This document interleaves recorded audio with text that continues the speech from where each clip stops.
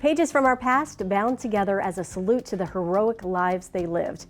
Each year, 3rd, 4th, and 5th grade students from Wicomico County School District honor Vietnam veterans by making photo books that showcase their life and legacy. It's a project that's made possible through the Thinking and Doing program, or better known as T.A.D. And at the end of the school year, the books are presented to each veteran during a special celebration as they honor their contributions to the project and our nation's history. Our James McDonald has more.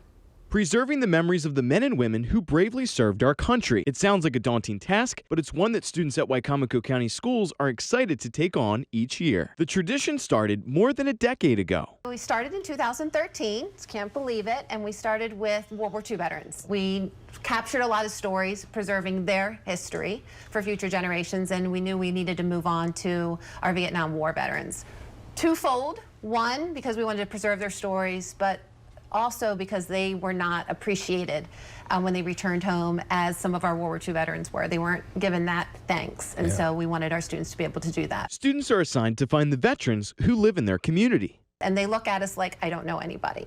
But we said, you do. You just need to open your eyes and look. And so we tell them they're in their neighborhood, in their family, at their church. And so they bring back names. And then the T.A.D. teachers reach out and we talk a little bit about our program. We ask if they're willing to come in, and we send them a biographical form to get some background information. Right. So that when the students begin writing the interview questions, it's specific to that person's service to our country. When the veterans come in, they typically think they are coming in to talk to students who just want to get the assignment done. But it changes as soon as that veteran enters our school and they're greeted in the office by students who are excited to see them and eager to meet them.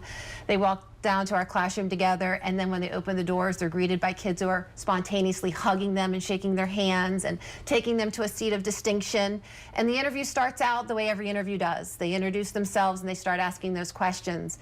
But it changes in seconds when they start asking follow-up questions. Those follow-up questions often allow veterans to open up to the students, telling stories they've never told before. They told us many stories, stuff they might not even tell their family because they didn't want their family to worry. Like, there was funny stories, sad stories. Some of them got really emotional and sad, but others were like really happy to share their story. The emotion in their voice and the vivid accounts of their service becomes so powerful that it makes students feel like they were there with them. I think before we did this interview and everything, the word veteran, I guess, it was kind of just like a word, you know. Right. It didn't have much meaning behind it. But then when when they came in and they shared their stories, they had so much more meaning, and their tone in their voice and the words they shared with us, it kind of put us, it made me feel like I was there almost. And so you kind of felt how they felt. Those stories of perseverance, bravery, and sacrifice become binded into a book with love poured into every page.